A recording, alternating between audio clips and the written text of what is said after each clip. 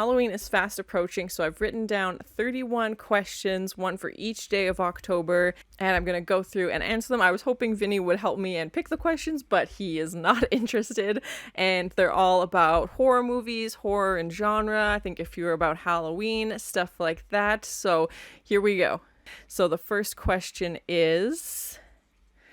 name your favorite horror comedy. Ooh, that's a tough one. There's so many horror comedies out there. It's definitely my favorite subgenre of horror that I like the most is, the comedies. I'm a pretty big wuss with horror movies, so if there's a comedic element that definitely, helps and I don't get as scared. Killer Clowns from Outer Space, a classic, so funny, so ridiculous, and even some of the scarier horror movies that have comedy elements in them, I always appreciate. I'm terrified of clowns, but the fact that they're just so ridiculous in this movie and, they've got these like pink cocoons and this cotton candy thing and it's just so ridiculous and so over the top as well. And they're just making fun of it is just so funny. And I could watch that, movie every day. It's just so ridiculous. Definitely one of my favorite horror comedies that I've seen. So let me know in the comments if there's something that you think I should watch, what your favorite horror comedy is. Name a horror movie that you wish you could watch again for the first time. Oh, there's so many now that I've been watching them. You just have a new appreciation for it, and you get some of the references more because you didn't catch it the first time. Definitely some of my earlier films that I reacted to. Nightmare on Elm Street. That video is embarrassingly short. I didn't film it the way that I wanted to, so I wish I could rewatch that again for the first time and share that first watching experience. It's definitely still one of my favorite horror movies that I've seen, and it's just so scary and the effects and everything are so well done. And yeah, at the time I wish I would have made that video longer, but there's so many that I wish I could rewatch again. And some that I've watched before I had the channel, like The Shining. I wish I could have shared that first time reaction watching with you guys, but it was just, I'm a big Stanley Kubrick fan, so of course I watched it even though I was terrified. An American Werewolf in London as well, The Thing. Some of those earlier movies, Scream, like movies that the end result wasn't what I would have liked it to be and what I wouldn't have made it if I would have watched it, tomorrow. So yeah, some of those I definitely wish I could rewatch again for the first time. And it's such a unique experience, when you watch something for the first time, you don't know what's going to happen and you only get that experience once. Okay, number 3, the third question, who is your favorite horror director? I would say John Carpenter definitely is up there. I think, he's got such a good grasp of storytelling and, he has a musical background as well. So I imagine when, he's crafting his films, he's got the score, already in his head. So I think when you have someone who's so strong in those two areas of, directing and, composing a musical score for a film, it's just a knockout combination. I mean, how can you compete with that? So definitely John Carpenter. I also really like Wes Craven. I mean, I've only seen a few of his films, Scream franchise being one of them, and he's just kind of keeps it light and makes fun of himself also, and you can tell he's just such a big movie fan, and he does his cameos, and the fact that there's so many movie references within the movie, for me that just makes it like extra special and kind of gets like a bonus point because you can tell he's a big movie fan, and you could tell, I know he has since passed away, but you could tell if he was someone you met, you could talk for hours and hours and hours about movies because he's just so invested in movies and he shows his love through movies through his movies. So yeah, definitely one of my favorites. I know I mentioned The Shining. I wouldn't call Stanley Kubrick a horror director, but it's just, one of my favorite horror movies as well, even though it's terrifying. Okay, question number 4, the fourth question. Vinny is still nowhere to be found, not helping at all. Name a vampire you'd get stuck in quarantine with. Ooh. I know it's going to be kind of a cop-out, but I would probably say Angel from Buffy and the Angel series because he has a soul and would probably be the least likely to kill me. But in that same note, I would probably also say Spike from Buffy and Angel because there's just, I don't know what it is about this character. I don't know if other people feel this way, but he would keep it interesting. Terrifying for sure, and he's the worst most of the time, but then there's also this other side to him, and we're getting into the later seasons of Buffy as well, and it's just very interesting to see where his character's gone. I feel like we could just watch soap operas, but I mean, number 1 would have to be Angel for sure. If we're going for like movie vampires, it's probably cliche to say Dracula just because he's, the first vampire, even, Nosferatu. But yeah, it's just, that's a big camp to pull from. And I feel like there'd be so many that would fit into that group. And especially because they live so long as well. And they would have just such interesting stories. But yeah, hands down, it would have to be Angel because, again, he would probably not kill me. I mean, maybe, but not likely. Okay, question number 5 is name a trippy horror movie. Okay. House, the Japanese film. Yeah, that one I don't think is intended to be watched sober. There's a lot going on. There's a lot happening visually with the cat and just these patterns, and it's just like the story itself isn't anything overly complicated. It's these girls go to her aunt's house, and her dad's getting married, and she's dealing with that, and her friends are with her, and it's this haunted house story, but the way that they decide to visually tell it is something I've never really seen before, and it's just so bizarre and so amazing. Like, I love weird movies, so that was perfect for me. And just, yeah, it's just a lot of very, very bright colors, which typically in horror movies is only the color red. But for this, they took it to an extreme. And even the beginning scenes when, she's at home with her family, it's, soft edges and almost feels kind of like a soap opera. And then we get into the aunt's house, and again, very, very bright. Like, typically horror movies are, muted tones, grays, blues, dark navy, stuff like that. But hey, Vinny's back. But not this one. They went all out for the, every color under the sun, and quick zoom in and out, and just very odd. But again, probably one of my favorite horror movies, like foreign horror movies that I've seen. So bizarre, and it's such a weird movie to try and explain to people also. And I love cats, so obviously there's a cat involved, even though the cat's, evil in that movie, but still, it's just definitely trippy. I would put next to that movie for sure. Okay, question number 6. Is there a scene in a horror movie you refuse to watch? Not a scene in particular that comes to mind, because if I'm watching a movie and a scene is getting particularly gruesome, I'm already watching it. I don't, like, especially for the channel, I don't usually, turn away or stop. If I was watching it on my own time, maybe. But yeah, not a specific scene, but there's some that have made my stomach turn for sure. And I'd say there's definitely more movies that I just avoid altogether. Like, I'm not going to watch Human Centipede. I'm not going to watch anything that has very gratuitous and over the top horrible things happening to women.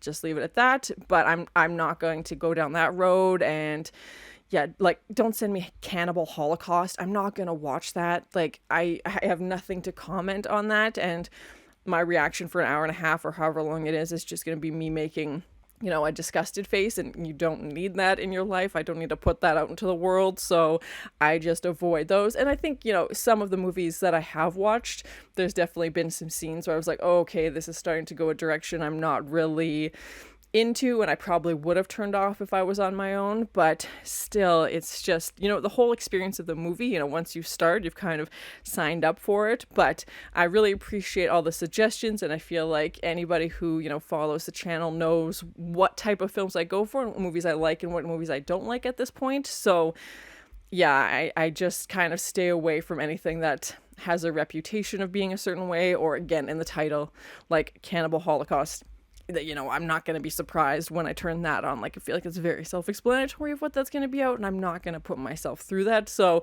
you can suggest it all you want, but I'm never going to watch that. So yeah, not a specific scene, but more movies I avoid in general. I'm sure there's many scenes in that I would not enjoy.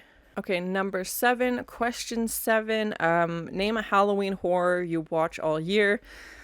There's actually quite a few. I mean, they're definitely G-rated, but that's just my style of horror movies, and I probably shouldn't even call them horror movies, but they're more like Halloween spooky season, especially around end of September, October. I watch them more, but I will also watch them July, February, like, it doesn't matter, Hocus Pocus, Beetlejuice, Casper. I would say out of those 3, Hocus Pocus I probably watch the most, just because I love it. I know it's cliche, everybody, well, most people, enjoy it once they've seen it. Halloween Town, like all of those films, kind of in that genre, I really, really enjoy. And again, I know they're not horror movies, but they're just movies that I would watch when I was younger, that I considered like, okay, this is my Halloween movie, like this is my spooky movie, and that's what I would watch. And yeah, so they obviously have nostalgia memories for me, and it's just, they're so enjoyable, and, still just a fun, really entertaining film. I have seen the second Hocus Pocus. I do not put that in this category. I just stick with the original. I know they're making a second Beetlejuice as well, which I'm very curious to see when that comes out. And obviously a lot of those films take place over Halloween. There's, pumpkins, and it takes place on October 31st and stuff like that. If I had to pick a Halloween specific movie that actually was, a true horror movie and not just the PG versions that I watch.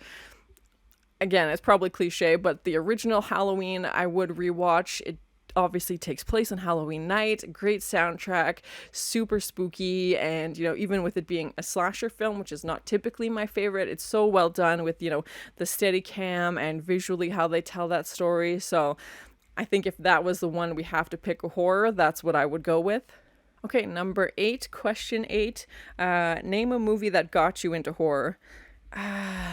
That's tough because a lot of the horror movies that I watched before I had the channel were the most extreme, too far in the horror spectrum, and that's probably also why I avoided horror movies, because that was my idea of horror movies.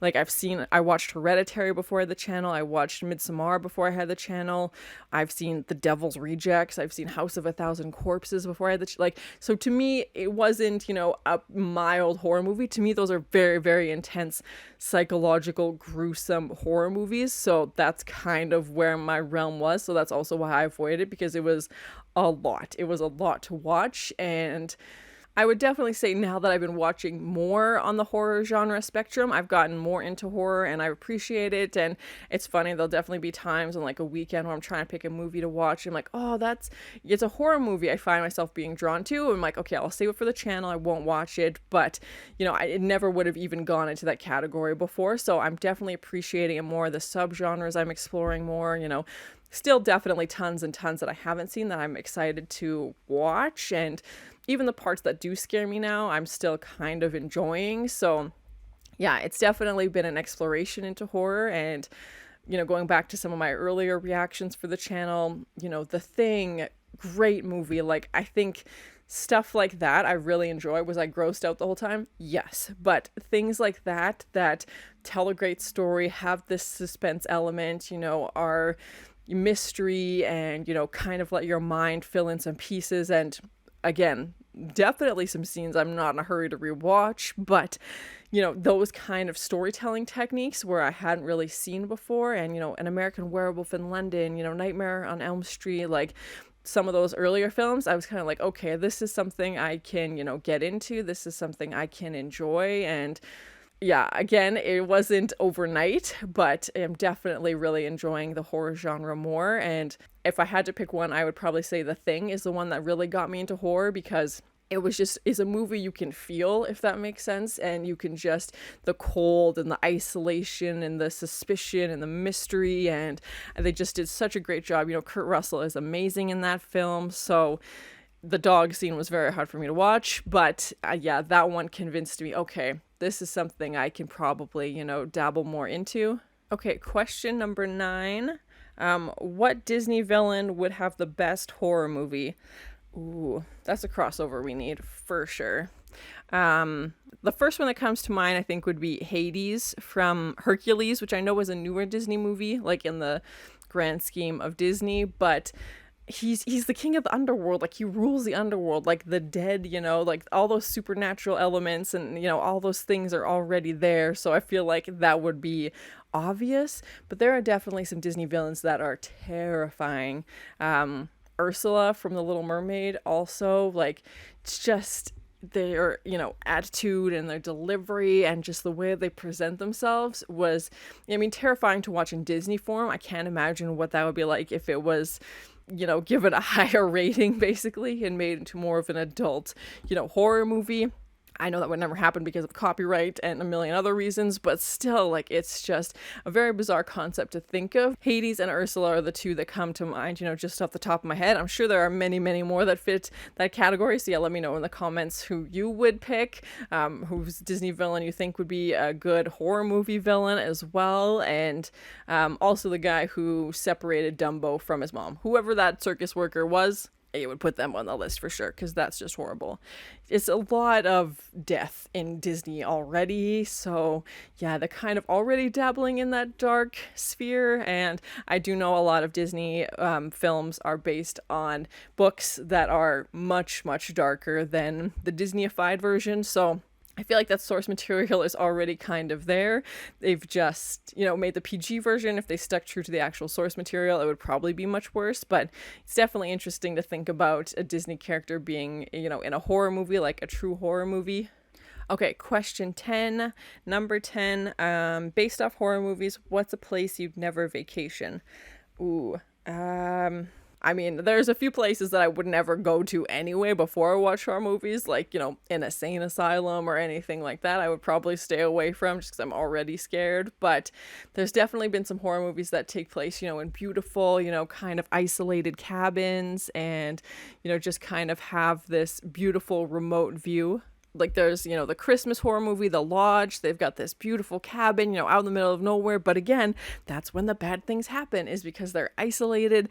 There's no one around for help. They're completely on their own. And, if you want to take a vacation like that where you're kind of separated from the rest of the world and have a little bit of privacy, if you've seen a horror movie, you're probably going to be checking every room, sleeping with the lights on, all that kind of stuff, because I feel like that's kind of ruin it. But again, like Jaws was on the beach full of people. Like there's so many places that horror movies have taken place where it would be impossible. Like you'd never leave the house, or, like The Shining at an abandoned hotel, and, even just going for a walk, an American Werewolf in London, they get attacked, and, nowhere is safe basically from horror movies. If there's any takeaway, it's that anything can happen anywhere at any time. So trying to pick somewhere to vacation that I would avoid based on my horror movie watchings, I would say, yeah, anywhere remote. I would need something to be kind of nearby, because as soon as you're isolated in the middle of nowhere, however beautiful and scenic the view may be, that's usually when things go wrong, and, it's winter or you can't leave, and, every horror movie trope comes into play. You forget the keys in the house, and, all of these excuses would just keep running through my mind. So yeah, I will definitely be avoiding isolated remote areas. Okay, number 11, question 11, name a horror movie character that deserved to live. I feel like a lot of them deserve to live, but the first one that kind of comes to mind is George A. Romero's Night of the Living Dead. Our character at the end, if you've seen that movie, just such a gut punch, because he goes to the window, he thinks he's safe, and he's shot and dies, and they roll credits, and that's it. It's such a great storytelling technique, but the audience is just like, what the just happened? Like, this guy had survived the zombies, they don't even call them zombies, but he had survived this virus. He was hiding out in the basement, like he had outlasted everybody else. They survived the night in this house, and he finally gets a chance to look outside because he's checking to see if it's safe, and he gets shot through the window because somebody thinks that he's infected, basically. And they see movement, and they're going through this massive wipeout of this area and taking down everything in their path. And unfortunately, he's in their path. But great performance, such a great movie, and just such a gut punch of an ending. Like, the movie itself is very memorable just for, a lot of reasons, but the ending itself, I feel like, is what sticks with you. That's what you carry around after you've watched it, because it's just so unjust and so unfair, and you're just like, oh, you just want this guy to succeed so badly because he has gone through so much. And, also The Mist. If the ending of The Mist doesn't make you want to take a long walk to calm yourself down, I don't know what's going on. Like, he unalives his family, and this people that he meets, and they're just at the edge. He thinks he's gonna go out alone, he's sparing these people, you know, the torture and the unknown of what's in the mist and these creatures, and he doesn't know how long this is going to last. And, you know, they made their brave escape from the grocery store, gone out into the world, and, you know, basically have to make this impossible decision.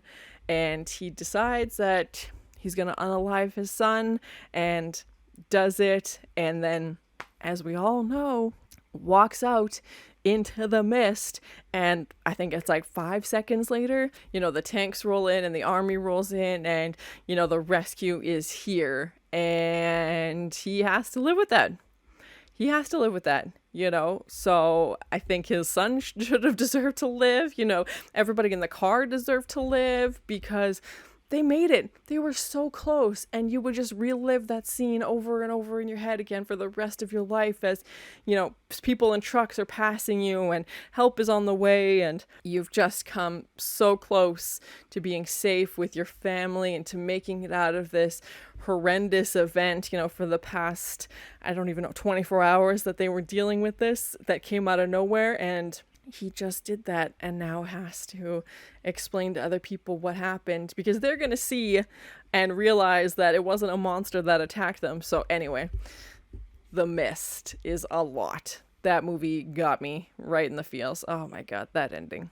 So I would say the horror movie characters that deserve to live would be the guy from Night of the Living Dead, and again, the son and the rest of the people in the car from The Mist. Okay, number 12, question 12. What's the most intense horror movie you've ever seen? Oh, there's a few that are up there. That's for sure. Hellraiser? Yeah. Will not, even the first one, with it being ridiculous and 80s and, you know, some spicy scenes that had a lot of questions of what was happening, just haunt my dreams. Hellraiser, I mean, it's in the title. Clive Barker is very, very smart. And, you know, the way he visually tells stories, and, you know, I haven't read any of his books, but like the Hellraiser series, terrifying. Every time, I mean, I think I've only seen 2 of them. I don't think I've seen the 3rd one yet, but the first 2 somehow upped each other and were just so effing messed up. Like the things that they were doing, just beyond comprehension of how effed up that was. Like, oh my God. Event Horizon is also on that list for sure. Nope.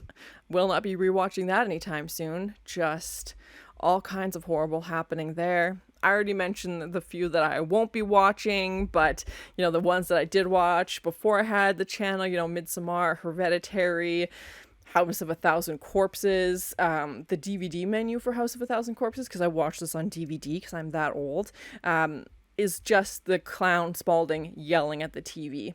No, thank you. I don't need that in my life. 45 minutes. Like, it doesn't loop. It just keeps going, and he just keeps berating you and yelling at you why you haven't turned the TV off, basically. So when you wake up in the middle of the night because the TV is still on, it's this freaking clown staring at you. No, thank you. No. But yeah, Hellraiser and Event Horizon, House of a Thousand Corpses, definitely on the list of some of the most intense. Midsommar and Hereditary are intense for different reasons. There's that scene from Midsommar that still haunts my dreams to this day, when her sister does what she does with the car. Yeah, that's burned in here. That's just floating around in here. So I can't get that out of my head, which is horrible. And yeah, Hereditary also. I really like that director too, which is, you know, it's always this kind of like love-hate thing where you're like, oh, it's so intense, but then those are the kind of movies that I don't want to say like, because they're very, very dark, but the ones that keep you thinking, you know, and that you're talking about them because you need to process it and you don't know what to do with this information. And I don't think I've watched one that's been super, super intense recently. Of course, now that I've said that, I will inadvertently, but yeah, I feel like anything I watched pretty early on, I got the intense ones kind of out of the way because I didn't know. And I mean, I'm sure there's still tons that I haven't seen that are very intense, but I think I've gotten a little bit more desensitized because I've been watching them for so long now. But yeah, Hellraiser, Event Horizon, super, super messed up. No, thank you. Very, very intense. Okay, lucky number 13, 13th question. Share your favorite haunted house horror. Ooh, The most recent one that comes to mind is The Haunting, the Shirley Jackson novel. I have seen the 1963 version. I really enjoyed that as well, the black and white film. And again, you can argue, is it even a haunted house, you know? And I also love Haunting on Hill House, the Vincent Price film with his voiceover and, you know, this premise of inviting people over to the house. And, you know, I love all those films where you can kind of pick it apart and say, okay, what does this mean? And does this, you know, are they actually saying it's haunted? Is it something else? Especially with The Haunting from 1963. Was it just, you know, Nell's imagination? Was it just kind of her perception? Was she just struggling with the loss of her mother? Like, there's so many pieces that you can go to, and, you know, it's not just, oh, here's a ghost, like, walking down the hallway. Like, I like that they leave it up to the imagination, and I'm sure there was many budget reasons that they also didn't show many things, but as a viewer, I don't care. I'm more focused on the story, and I also really, really loved the Netflix adaptation of the Shirley Jackson novel. The episodes, the first season was my favorite. The first season specifically I really, really enjoyed, and I have rewatched that one, and I rarely rewatch things, and that just speaks to how much I enjoyed it, even though it's very dark. But all the versions of, you know, The Haunting of Hill House, of the Shirley Jackson, any little piece that they've kind of implemented from her work, I think is just so good. Vincent Price is amazing also. That is definitely on my Halloween rewatch list because it's just so good, and his voiceover, like I said, and his whole premise, and, you know, it's just amazing. So, and especially for a haunted house, you know, it's so saturated, you know, there's tons and tons of ghost movies out there, but I think they do such a good job with that one and kind of keep the viewer guessing. So yeah, anything related to Haunting of Hill House is my favorite haunted house.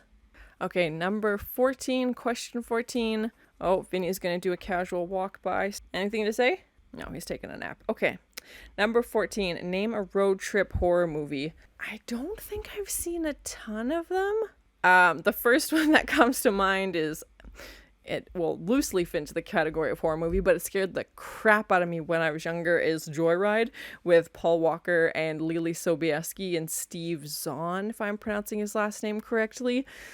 It's a road trip horror movie for sure, but I think it's rated like PG. Like it's probably very loosely like in the category of horror movies, but again, I watched that with my friends so many times. I don't know why. It's probably one of the few horror movies we could actually rent, and they wanted to watch a horror movie because it was only rated, like PG-13, and it just scared the crap out of me. You know, these friends, they're in college, they're going to pick up another friend, they're driving across the country to go get her. They get one of these like CB radios that truckers have, and they communicate with the trucker, and they're, you know, joking with him, saying, oh, like, let's meet up and all this stuff. And the trucker obviously takes it very, very extreme and like hunts them down at this hotel and like follows them. You know, there's lots of driving scenes, obviously, because it's a road trip movie, and they go through like, I think like a cornfield at one point. It's been a while since I've seen it, but that's the only one that really comes to mind that falls into road. Let me know in the comments if there's other road trip horror movies. It seems like a very niche thing, and at the time, again, I remember just really having a crush on Paul Walker and wanting to watch it. Maybe I should do a rewatch of it to see if it is as scary as I remember. But yeah, I don't even think there's any like gore or anything. I think it's just like this trucker taunting them over the radio, saying what he's gonna do, you know, when he finds them, basically. And Joyride would be the only road trip horror movie I can think of. All right, question 15, number 15. Is there a horror movie you can't watch alone? I mean, I watch most of the horror movies alone, unless you count Vinny, which you absolutely should, because I film by myself. So yeah, I'm always alone watching them. I usually aren't watching them, you know, at 2 a.m, so it's not super dark out, but it's definitely an experience to watch them alone. But I also don't really feel like I'm watching them alone, because even though I'm alone in this space, you know, when I share it with everybody and put it on the channel, you know, we're all sharing in it and talking about it, which is, you know, the reason why I started the channel in the first place, was to kind of build this community of people who love talking about film and TV shows and everything, you know, around that. So I've gone to, you know, the movie theater by myself. I don't have a problem with that. And there's definitely some that I kind of like save in the back of my mind to watch with people. But you know, most of them at this point, I'm kind of just used to watching it by myself, but Vinny is a great protector, and, you know, he's always there for cuddles if I get too scared. So, you know, I wouldn't say I'm alone. You know, it's me and Vinny who are watching these, and I can't think of any that I would refuse to watch unless somebody was watching it with me. I usually don't know how scary they are until I've started watching it, and then it's too late at that point because I don't know anything about them. I don't know how scary, I don't know how to prepare because I don't know how scary it's going to be. But yeah, I mean, of course, now that I've said all this, I'm going to watch something horrible. Number 16, question 16, name a location where a horror movie should be set. I think there's been, like, I think they've covered the pretty big spectrum. If you, you know, really wanted to find a niche horror movie location, I feel like they're out there. You know, there's haunted houses, there's remote, you know, cabins, there's isolated, you know, farms, there's cornfields, like there's, you know, beach and Jaws, like they're everywhere, hotels, like some are in high schools. Like I feel like they've covered pretty much everywhere. Personally, my favorite sets are kind of, you know, a spooky, dilapidated old building. I feel like that just adds an extra ambiance to it. Like in, you know, Dracula, he's got his castle. Like, I love anything where the setting is kind of its own character as well. You know, like a haunted house, and they do those, you know, big, wide shots from a low angle to kind of show how big and powerful this house is. So those would be my favorite, as opposed to just a building that doesn't really add anything to it. I mean, some of the buildings are there to help show the characters, like high school, they're obviously high school students, but my personal favorite would be like the old Gothic kind of style buildings. And, you know, I also love, you know, a very spooky kind of abandoned, the place they go to like do research, you know, that point in the movie, they're like, okay, I need to sneak into this abandoned hospital or this abandoned building. We're going to find all the files. Like, I love those sets because they just kind of untangling some of the mystery of the movie. So I love seeing those. And yeah, there's so many places. I mean, I can't even think of anything that hasn't been done yet. And, you know, I think, like I said, my favorites are those old buildings that just have character and just add this whole new element to the story. Okay, question 17. Vinny is now snoozing by my feet and being very cute, but is not helping me pick any of these questions. Oh, now he's having a bath. Okay, I disturbed him. Number 17. What movie do you watch to kick off the Halloween season?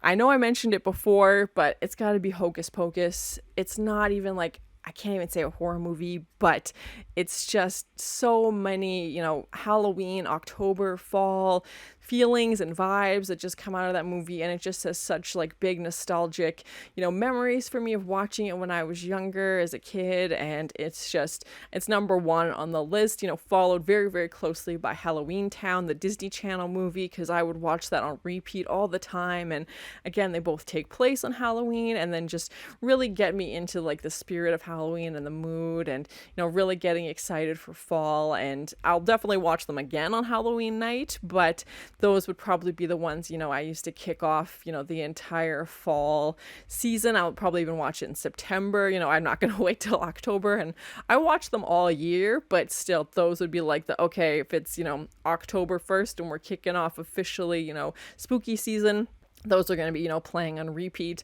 I also love, you know, Casper, Beetlejuice, anything like that, you know, that's kind of on the bridge of not horror, but still has some like spooky elements involved. Okay, number 18, name an obscure horror movie. Okay, this is one that I also watched before I had the channel because it came on like 2008, I think. I don't know why I watched it. I always do this thing where I don't think it's going to be scary and then it turns out to be very scary. Is a Canadian movie called Martyrs. It's very intense. I won't spoil it for you if you haven't seen it. And I wouldn't say it's more obscure, just more of like a hidden gem. Like it's probably one that people haven't heard of. Yeah, it's very intense, and there's a lot of scenes in there that are, you know, burned into my brain that I can't get out, and just a lot happening, and so well done, but like just a very interesting concept for a movie. And yeah, check it out. Let me know in the comments if you've seen it. There's no sequels, there's no remakes as far as I know, nothing like that. It was just kind of a one-off. You know, it's a limited cast. It takes place, I think, like over like a relatively short timeline, but It's just the whole concept of it. They don't even really explain the concept of it until kind of like halfway into the movie.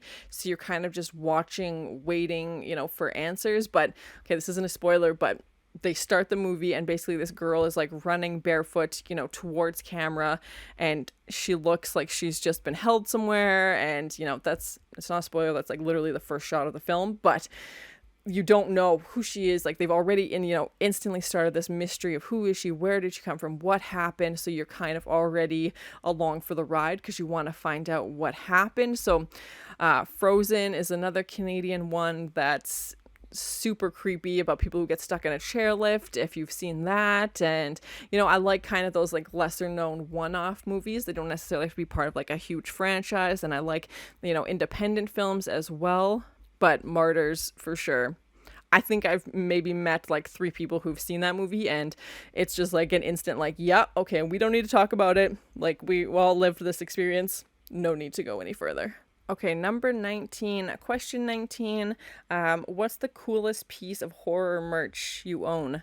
I don't own a ton of horror merch because I'm still relatively new to horror. Like, it's not really something I bought, growing up. Like, I have like the Funko Pops of some of them, but I don't really think that counts. I've added a few signs. Like, I have an Elm Street sign now. I have a Killer Clowns from Outer Space sign, but yeah, I'm definitely lacking in some horror movie merch. So let me know in the comments if you have any suggestions. I have a few shirts with horror movies on them. So, but again, that's not really anything cool. Oh, I do have a Tumblr. A friend got me for my birthday a Tumblr that there's an Etsy artist who combines like horror movie villains in like Lisa Frank style.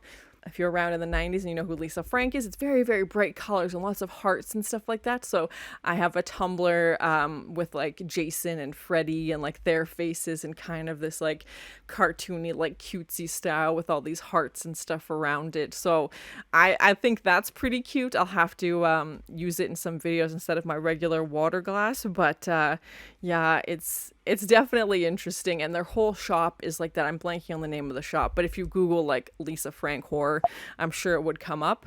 And I like kind of those like crossovers where it's like, a horror movie character in a different style or something like that. Like I've seen ghost face pins, with the heart behind them that's like on the phone and stuff like that. So I like those, kind of adaptations of it, especially when they're taking something that's, typically scary and, juxtaposing it with something like more cutesy. I'm trying to think what else. I have some Stephen King books, which I haven't read. I have some Goosebumps books, which I also haven't read. Yeah, I'm kind of lacking in my horror merch, so I'll definitely need to, stock up. I have some like Halloween decorations and stuff like that, and like fall decorations, but horror movie stuff specifically, definitely need to work on. So yeah, let me know in the comments if you know a good place to get anything. Okay, number 20. Name a non-horror movie that scared you. I scare pretty easily, even with watching stuff on the channel, I'm still kind of creeped out. Even if I like enjoy the artistic, reasoning behind it or like the visual storytelling, I still usually get a little creeped out. But a non-horror movie, I watched like PG and G-rated movies for, again, very loosely horror when I was growing up, and they didn't scare me. That's why I watched them, because I didn't think they were terrifying. I think like Final Destination, I know I've mentioned Joyride already, but I think Final Destination, which I would definitely clarify as a horror movie, but it scared the crap out of me. I was terrified that like things were coming after me, and still to this day I think anybody who sees a logging truck on the highway avoids it with every inch of their body. But still, I just remember being so scared and so creeped out, and I'm just trying to think what else. Yeah, Joyride, I don't even know if it's horror. It might be more of like thriller or suspense, but that one definitely scared me. Idle Hands, but that's a horror comedy for sure. But I think that was more on the brink of like getting a little bit scarier.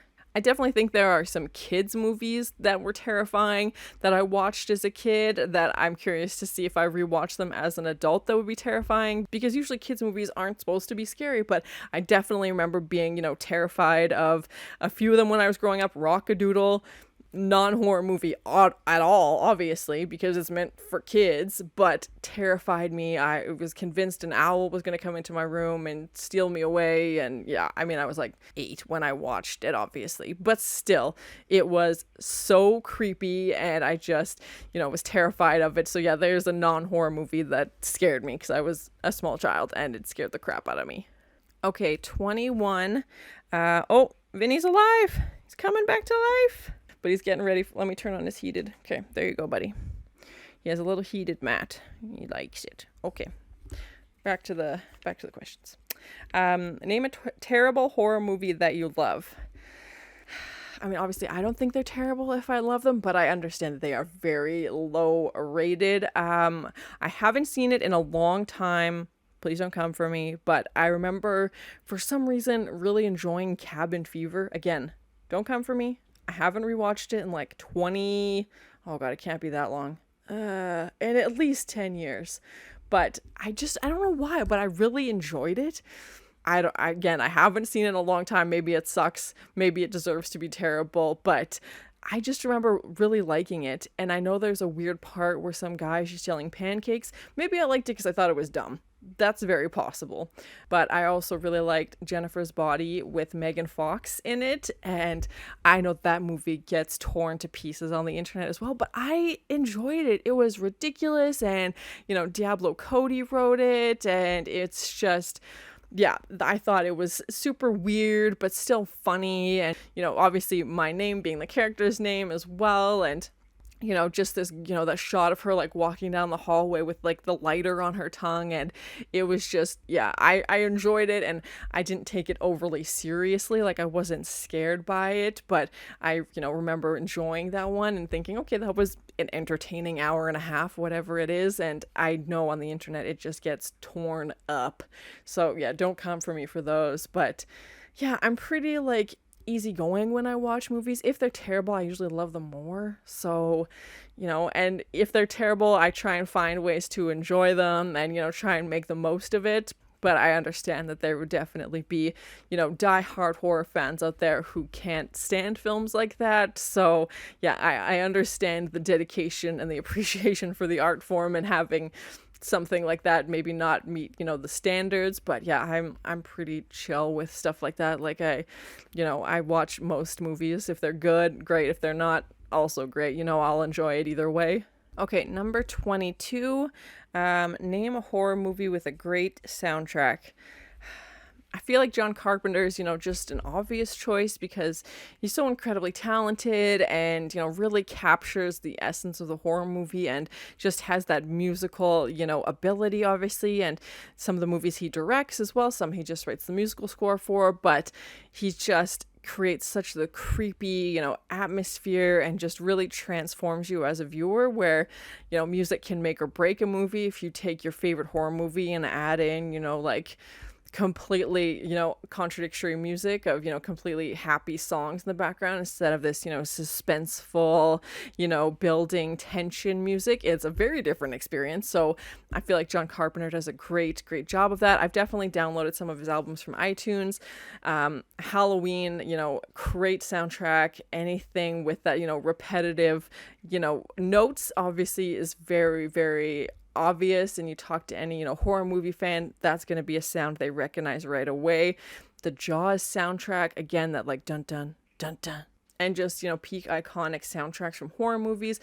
Friday the 13th, again, with those repetitive notes. As soon as you hear that, if you've seen that movie, okay, that's exactly where that comes from, and it just transports your memory back to that time. But yeah, I know it's kind of an obvious answer, but John Carpenter for sure would be, a great movie soundtrack, anything that he's done. I also love like 80s movies, so anytime there's like an original song or like a cheesy 80s soundtrack or anything like that, I love it.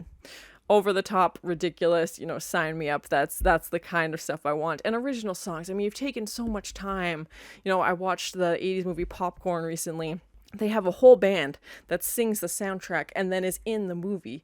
And then you see them live in the movie. And they're just such an integral part of the story as well. And, it just makes them characters, obviously, because now they're on screen, and it moves them from just being, background music to actual pieces of the movie. And yeah, an original soundtrack, I mean, you can't go wrong with that. And even an original theme song, love it. All of that I'm here for. Okay, number 23.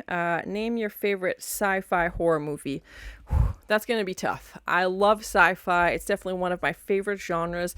And when it's mixed with horror, I find it's just this like secret sauce. It's this perfect, combination, because you have these horror elements and then you get the artistic liberties that sci-fi allows, and you can kind of go into these places that, Alien and Invasion of the Body Snatchers and The Fly, and I know I've said it already, but The Thing, like anything like that, it just gives it a whole new element. And I feel like the sci-fi component, even though it may take place, in space or something like that, it still has those humanistic problems and those human stories. So it's not like it's not relatable. It's still a story where you're like, okay, this could be me. Invasion of the Body Snatchers, that last shot, of Donald Sutherland as he's screaming towards camera, and it's like, oh, it just gets you. And having these plants involved, and the thing with this mysterious virus going around, you don't know who's infected. And The Fly, obviously, a scientist trying to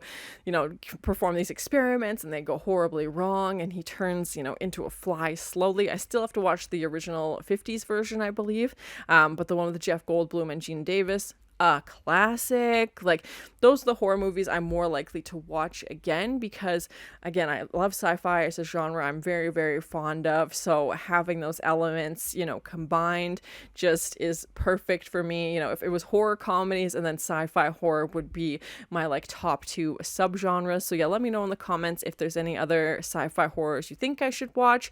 I think I've seen a decent amount, but I'm sure there's still many, many more out there. Okay, number 24, name your horror crush. All I can think of are villains, which I do not classify as having a crush on.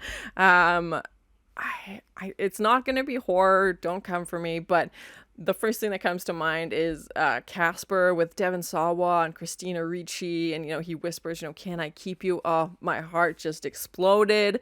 And then Devon Sawa and Final Destination. The only horror movies I've seen are because I had crushes on people in the movie. Devon Sawa, I had a huge crush on him. Christina Ricci, also a babe for sure, then and now, like, just so beautiful. Jamie Lee Curtis, I mean, what else do I need to say about her? Absolutely stunning. Halloween, The Fog, like so many movies, and just amazing. Every time. I just saw her in Road Games as well. So beautiful. I haven't seen it in a very, very long time, but the only reason I watched The Faculty is because I had a crush on Josh Hartnett, and Josh Hartnett was in it, even though his bangs were a hot mess. I don't know who gave that poor boy a haircut. I'm sure there's more. Those are just the ones that come to mind. Any horror movie that I watched, growing up, like I said, was because I had a crush on somebody in it. And yeah, there's nobody recently that I can think of that I've had a crush on. It's not hard. I mean, there's tons of beautiful actors and actors out there that are in so many horror movies, and I'll try and remember more for future questions. But, the first few that come to mind, definitely Devon Sawa in Casper, Final Destination. Christina Ricci was in, Addams Family as well. And Jamie Lee Curtis, just a complete stunning, human being. Okay, 25. You're stuck in the last horror movie you watched. What is it and how do you survive? Ooh, that's a good question. The last one I watched was Psycho 2. And I would survive because I would just avoid Norman Bates. I know that's kind of an easy answer, but that's what I would do. I would just stay away from him and problem solved. I just wouldn't go near his hotel or interact with him, and then I would survive. I also recently watched the 1963 film The Haunting. That one I think would be harder to survive because you're in this house. I mean, obviously you could just not go to the house, but assuming you're in the house, how do you survive? And yeah, that one would be very tricky because especially if you're, Eleanor, if you're Nell, that character has very, very low self-esteem and is not confident at all and is questioning a lot of things, and, her mental sanity, and everybody around her is kind of, like, what do we do with her? And, like, she's got Theodora, who's just kind of taunting her and egging her on, and the house is leaving her messages on the wall. So, I mean, you'd survive, yeah, by leaving the house, which unfortunately Eleanor tries to do at the end, and we know how that ends, but you can't stay in the house. Like, we saw her, trying to dance with the statues and stuff like that. So obviously, leaving the house would be your only option. I also watched Popcorn recently, the 80s horror movie about, a group of filmmakers who are trying to raise money by watching these movies, and then, what happens in the movies happens to them. I don't go to the theater. I mean, there's no, again, how do you survive that? Anybody who goes to that movie, I think two or three of the cast members survived, and I really enjoyed that one. That one was so good. But yeah, I don't know how you would make it out of there, because you're stuck basically in this movie theater. The entire movie takes place basically at this theater, and not a lot make it out alive. I would not want to be the one that dies of the fart stink bomb in the toilet, though. Please, anything but that. That one. And they all lose their face, which is also horrible. Realistically, if I was in any kind of horror movie situation, I would not last long. My survival skills are limited at best, and I would not make it. I'd be terrified and curl up in a ball, and it would be game over. There's no way I'd be making it out of there. Okay, number 26, name the best horror movie sequel. That's tough, because sequels are so hard. Especially if the first one's been a hit, unless they've been really planned out well, they usually don't start the second one until a couple of years later, because they don't know how the first one's gonna go. But I think Halloween 2 is, to me, Halloween and Halloween 2 are one movie, because they pick up, the exact same night. We have Laurie in the hospital, it's a giant continuation. Like, it still takes place within, I guess, technically the 48 hours, but that same realm of time. It's not, the next year or anything like that. So I think they did a great job. It seems seamless. Like, it feels flawless. They just pick up exactly where they left off. There's no time jump. There's no nothing like that. It's literally, okay, this is Halloween, Haddonfield, Illinois, and this is where our character is, and we've left off with her, going to the hospital after, Michael's trying to attack her and everything like that, and we see him continue to try to attack her at the hospital. But to me, yeah, that's a great sequel, and I think what they do so well about it is obviously having, the same cast. I apologize, I don't remember if the same actor played Michael, but Jamie Lee Curtis was back as Laurie, obviously, same setting, different set with the hospital, and, just continuing the story, but now we have all the information from Halloween 1, so I still haven't seen Halloween 3. It's tricky to find on streaming services for some reason. I don't know why. It's like 4, 5, and 6, but 3 is a ghost. 3 can't be found. So let me know in the comments if you know if it's streaming anywhere, but I really want to continue the Halloween series, but I'm kind of stuck. So I've seen only a few horror sequels, but to me, they very rarely live up to the first one. And I think Halloween 2 does a great job of living up to the first one, and I don't want to say exceeding it, but definitely meeting, the expectations of Halloween, and just kind of setting up this whole series. Because I think if the second one had tanked, there wouldn't be as many as there are now. I mean, Michael Myers is obviously a very iconic horror movie character now, but I feel like that second one really helped set them up. So yeah, to me, it would be Halloween 2. Number 27, what's the most underrated horror remake? I haven't seen a ton of horror remakes, because like sequels, I try and kind of avoid them, because I feel like the originals do such a good job, especially if it's, a classic iconic film. I know Invasion of the Body Snatchers is a remake from the 50s, which I haven't seen the 50s version, so technically that's a remake. And The Thing, I know, is a remake, I believe also from the 50s, which I haven't seen. The Fly is a remake, which I haven't seen the original, which, I mean, is bad on me, because I always try and watch the original if possible, but I didn't know that there was a 50s version. I thought the 70s or 80s versions were the originals, which is me, not being fully engrossed in the horror genre, obviously, but the first one that comes to mind is the Evil Dead remake. I have seen the original Evil Dead. I watched it, before I had the channel, and I'm always skeptical with remakes, because your brain kind of already knows the story and has an idea of how it should go and what it's supposed to look like, and you're kind of retraining those memories or trying to rewrite those memories into something new. But Evil Dead, I will definitely say, lived up to the gore, the terrifyingness. I wouldn't say it's better than the original because it's so hard to do that. But I feel like it definitely, lives up to the potential, and it lives up to the hype, and it's super gross. But again, so was the first one. So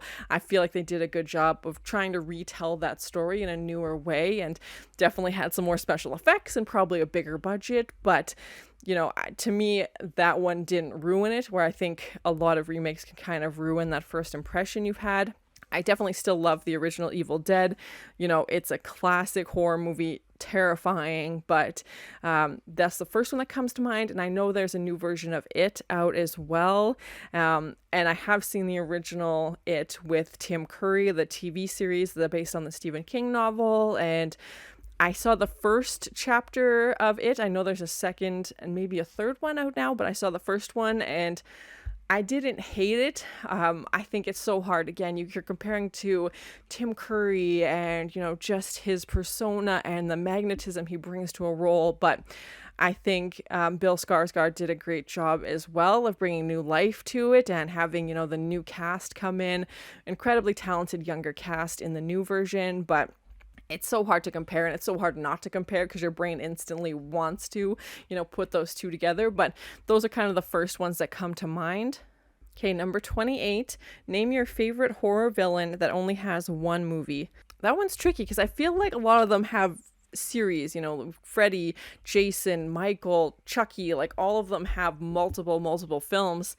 I think that the scariest villain for me is Freddy Krueger, because he comes, in the night when you're sleeping, and like that's supposed to be when you're safe, but only has one movie. I don't know what they would be called, and I guess it's not one person in particular, but the team behind The Cabin in the Woods, it was one of the very first like horror movies that I watched for the channel. It's very, very short video. I do apologize. And I definitely didn't fully understand the concept behind it because they're kind of playing up, all the horror movie tropes and stereotypes. And I was kind of like, what are we doing? And didn't have the knowledge that I needed really to go in and watch that film. So that's definitely one I wish I could rewatch for the first time. But the people who organized the monsters in the cabin, and I don't know what they were called. I want to say like the Initiation, but that's from Buffy, and like that group, that organization that was like, let's put this monster here and let's do this, and let's send these guys here, and just the people kind of orchestrating at this company. And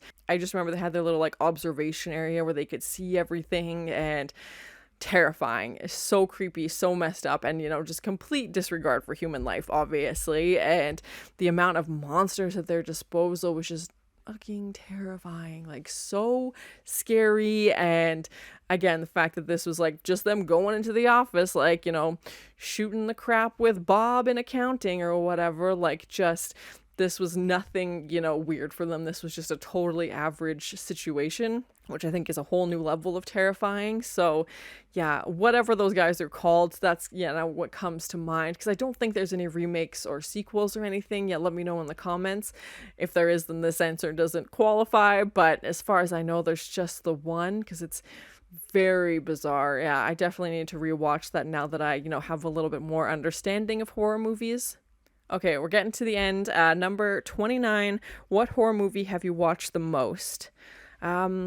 Probably The Shining, to be honest, because I don't really find it that scary. Because if it was scary, I probably wouldn't watch it. Like, I've seen Hocus Pocus, Halloween Town hundreds and hundreds of times, but like a true horror movie that I've watched the most, yeah, The Shining, I will just put on like in a random, day in the afternoon, whatever, because there's maybe like a handful of scenes in that movie that are terrifying, but it's all like the suspense and, getting into the atmosphere and the surroundings of being, cold and isolated in this hotel in winter, and just that feeling of abandonment and helplessness, and Jack kind of slowly going insane and talking to the bartender, but the bartender's not really there, and New Year's Eve, and like all of these elements. And it's just such a beautifully stylistic shot because of Kubrick's obsession with everything being symmetrical.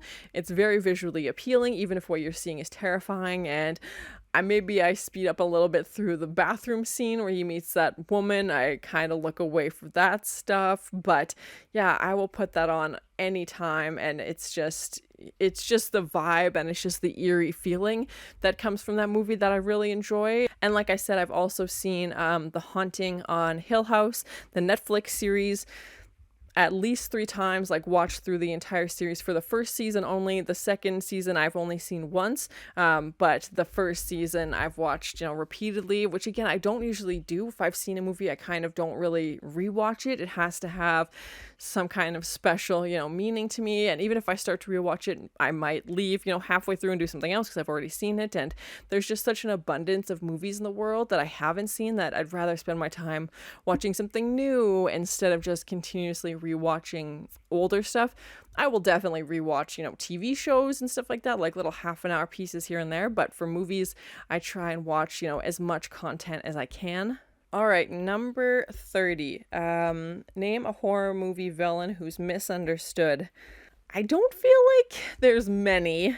I feel like most of them have pretty horrible motives. Maybe I haven't been watching the right horror movies. The first one that comes to mind is the monster from Frankenstein.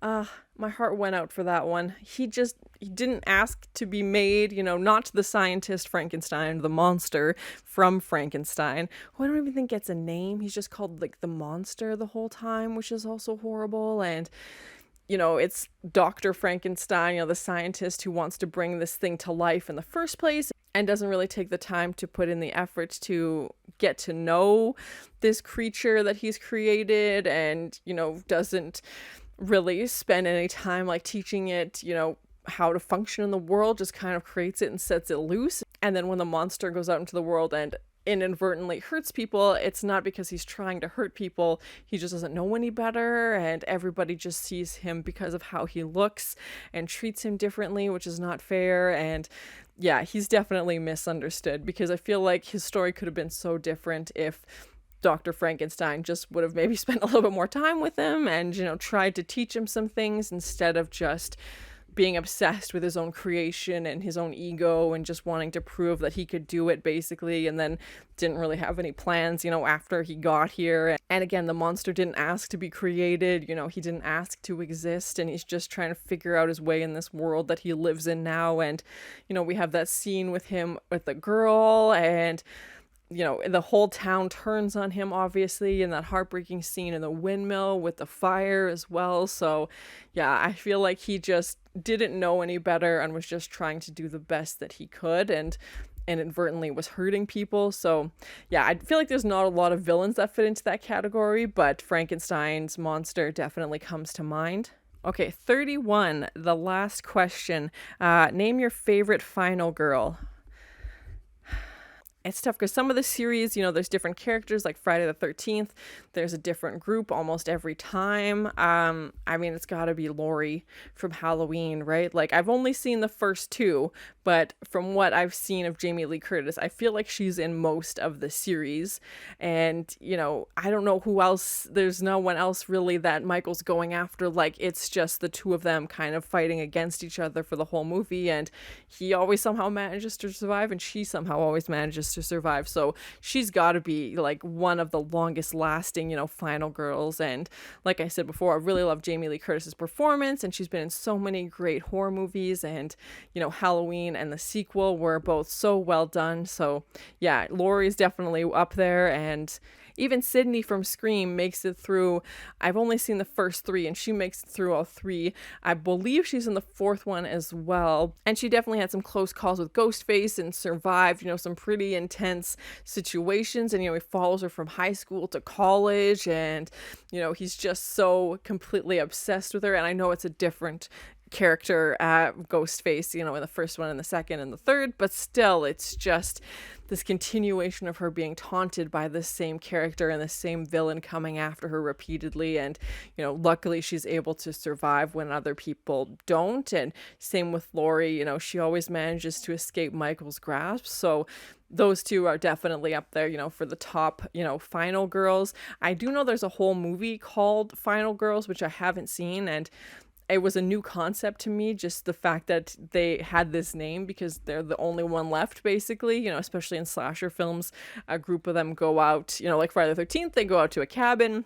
Everybody else dies except, you know, one of them is left to take away into the ambulance at the end, and, you know, she's our final girl. So that terminology was something that was completely new to me because, again, I was new to the horror movie genre, so I didn't really know that this was kind of not a trope, but like a character that you rooted for. You know, you want this person to be your final girl to make it out. So that was 31 days of 31 questions for the month of October.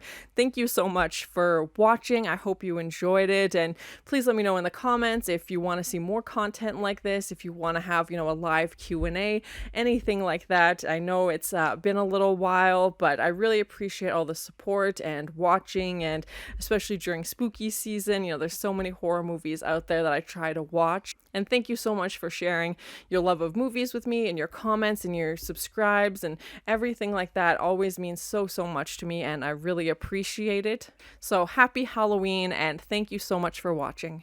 Boy. My love. Who's in there? Is that you? Who's there? Benny.